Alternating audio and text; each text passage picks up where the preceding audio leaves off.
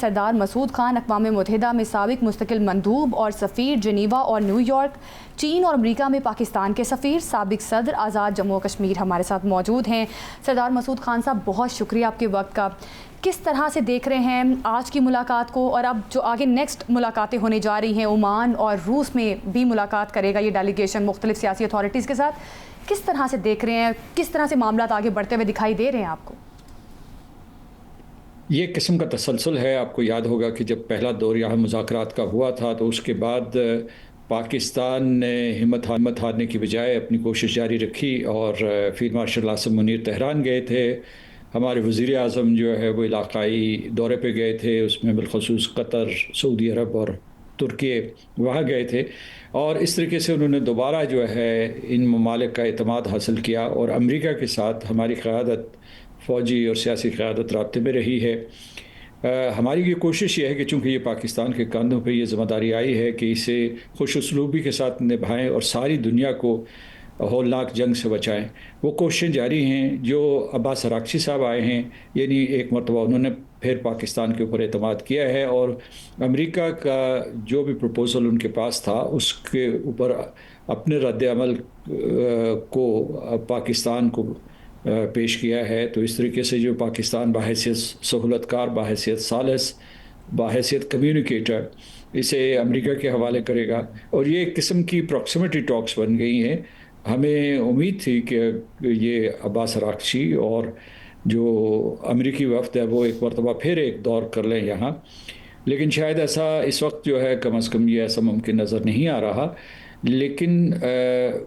بہت ہی اچھا ہوگا کہ یہ تکنیکی سطح پہ، قانونی سطح کے اوپر کچھ مذاکرات کر لیں جہاں بھی اختلافات موجود ہیں، اور اگلے مرحلے کے لیے تیار ہو جائیں، کیونکہ ہر جنگ مذاکرات کی میز کے اوپر ختم ہوتی ہے۔ کوئی دیکھ لیجئے، پہلی جنگ عظیم، دوسری جنگ عظیم، اس کے بعد جو ہے ویتنام کی وار، پھر جو بھی علاقائی جنگیں ہوتی ہیں، تو یہ عالمی جنگ ہے کیونکہ اس میں 3 بر اعظم شامل ہو چکے ہیں پہلے ہی۔ تو پاکستان کوشش کرتا رہے گا کہ فریقین میں اتفاق رائے ہو۔ اگر امریکہ اور ایران کے درمیان اتفاق ہو جائے تو پھر یہ پاکستان یہ کوشش کرے گا کہ اسرائیل کو بھی بعض جو فیصلے ہوں گے ان کا پابند امریکہ کرے، کیونکہ امریکہ پاکستان کے تو اسرائیل کے ساتھ براہ راست تعلقات نہیں ہیں، لیکن امریکہ کے ذریعے اسرائیل کو پابند کیا جا سکتا ہے کہ وہ ان معاہدوں کا احترام کرے۔ اچھا سردار صاحب، یہ فرمائیے گا کہ جنگ کے ان حالات میں جب کہ ایک طرف پوری دنیا پاکستان کی تعریفیں کرتی نظر آتی ہے، متحدہ عرب امارات نے پاکستان سے جو ڈپازٹ کے پیسے واپس کرنے کا مطالبہ کیا، اور پاکستان نے الحمدللہ وہ سارے پیسے واپس کر بھی دیے، تو یہ کیوں ضروری تھا؟ کیا پاکستان پہ کوئی دباؤ بڑھانا تھا؟ کیا اسرائیل اور انڈیا کو خوش کرنا مقصد تھا، یا واقع ہی یو اے ای کی حالت اتنی پتلی ہو گئی ہے؟ خلیجی ریاستوں میں خود اختلافات پیدا ہوئے ہیں پچھلے چند سالوں میں، اور سعودی عرب اور یو اے ای کے درمیان، حالانکہ یہ ہمیشہ جو تھے بہت قریبی حلیف تھے، لیکن ان میں بھی اختلافات بدقسمتی سے پیدا ہوئے۔ پاکستان نے جب سعودی عرب کے ساتھ اسٹریٹجک میوچول ڈیفنس اگریمنٹ کیا تو اس کی وجہ سے میرا خیال ہے کہ ابو ظہبی میں جو ہے یونائٹڈ عرب ایمریٹس میں جو ہے دل شکنی ہوئی، اور اس کی وجہ سے انہوں نے جا کے تو ہندوستان کے ساتھ بھی کوئی اس قسم کا متوازی معاہدہ کر لیا ہے۔ لیکن یہ بھی اپنی جگہ پہ حقیقت ہے کہ جو یو اے ای کے ساتھ ہمارے بڑے دیرینہ تاریخی تعلقات ہیں، یو اے ای مشکل وقت میں ہمارے کام آتا رہا ہے، اور وہاں لاکھوں پاکستانی ان کا روزگار یو اے ای سے بندھا ہوا ہے، اور یو اے ای جو ہے وہ دنیا کے لیے بہت بڑی، یعنی ایک فیوریٹ ڈیسٹینیشن ہے پاکستانیوں کے لیے بھی۔ تو اس لیے یہ نہیں کہ ہمارے تعلقات کسی طریقے سے خدا نخواستہ ختم ہو گئے ہیں یا ان میں کوئی کشیدگی آ گئی ہے۔ جو کچھ اگر کوئی غلط فہمی پیدا ہوئی ہے تو اسے دور کیا جا سکتا ہے۔ ایک چیز میں اضافہ کر دوں کہ اس بات پہ آپ کو خوش ہونا چاہیے کہ یو اے ای نے جب مطالبہ کیا تو پاکستان اس پوزیشن میں تھا کہ وہ یہ ڈپازٹس ان کے واپس کر سکے، کیونکہ اگر یہی مطالبہ میں آپ کو بتا رہا ہوں کہ 2022 میں ہوتا تو شاید ہمارے لیے مشکل ہوتا۔ سیلاب آیا ہوا تھا، اس کے بعد جو ہے ہماری جو کرنسی وہ ڈی ویلیو ہو رہی تھی، بہت سے ہمیں مسائل تھے. سر پوری قوم اس بات پہ خوش ہے، واقعی خوش ہے کہ اللہ تعالیٰ نے ہمیں جو ہے نا یہ ہمت اور توفیق دی کہ جس ذرائع سے بھی ہم نے وہ کیا اللہ نے وہ کام کر دیا. لیکن سر یہ بتائیے کہ ایک اور معاملہ یہی یو اے ای کے حوالے سے ہی کہ انہوں نے امریکہ کو جو یہ خبردار کیا ہے کہ اگر ان کے پاس ڈالر کی کمی ہوئی تو تیل کی فروخت اور لین دین کے لیے چینی یوان یا دیگر کرنسیوں کا استعمال کر سکتے ہیں. اور ایک خبر یہ بھی ہے ساتھ ہی کہ امریکی پریزیڈنٹ ٹرمپ نے یو اے ای کو کرنسی سویپ کے ذریعے سے مدد کرنے کا کہا ہے. کیا آپ سمجھتے ہیں کہ اس طرح سے کچھ ہو سکتا ہے؟ بالکل ہو سکتا ہے، اور اس کا ماڈل خود چین نے تیار کیا. میں جب 2008 میں چین میں سفیر ہو کے متعین ہوا تھا تو اس وقت جو ہے چین نے یہ سلسلہ یعنی کرنسی سواپ کا پہلے ہی شروع کر دیا تھا. جب میں وہاں پہنچا تو ان تقریباً 1-2 سال میں 12 ممالک سے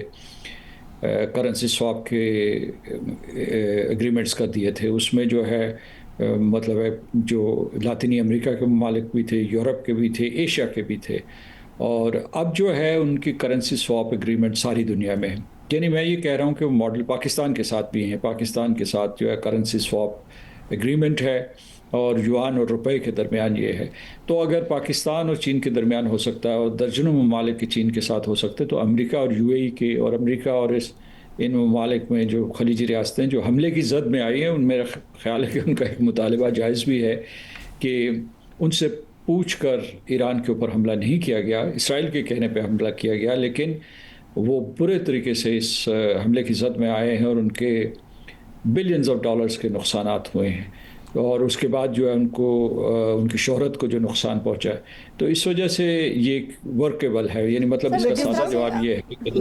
لیکن سر امریکی وزیر خزانہ نے تو یہ دعویٰ کیا ہے کہ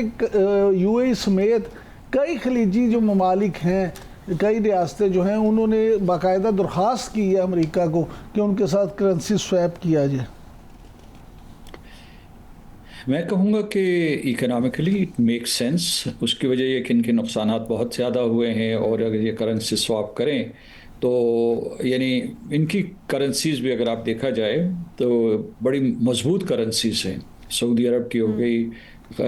ابو دھابی کی ہو گئی، اس کے علاوہ جو باقی سارے کے سارے جو خلیجی ریاستیں ہیں ان کی کرنسیز بہت مضبوط ہیں. تو امریکہ کو کوئی خسارہ نہیں ہوگا. ہاں البتہ یہ ہو سکتا ہے کہ امریکہ کی ڈالر کی ڈومیننس تھی اس میں تھوڑا سا شک و شبہ پیدا ہو جائے گا، کیونکہ میں نے جیسے کہ بتایا کہ چین نے اس قسم کا انتظام پہلے ہی کیا ہوا ہے، اور ابھی جو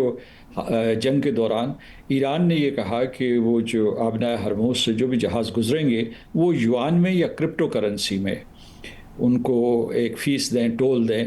جس کی پہلی رقم جو تھی وہ انہوں نے اپنے سینٹرل بینک میں ڈپازٹ کر دی. لیکن سردار صاحب آپ نے چین کا ذکر کیا ہے تو یہاں یہ بھی فرمائیے گا کہ ہمارے اپنے جو صدر مملکت ہیں جناب آصف علی زرداری صاحب، وہ آج ایک بار پھر 5 روزہ سرکاری دورے پہ چین تشریف لے گئے. تو یہ موجودہ صورتحال میں آپ ان کے اس دورے کو کس نظر سے دیکھتے ہیں؟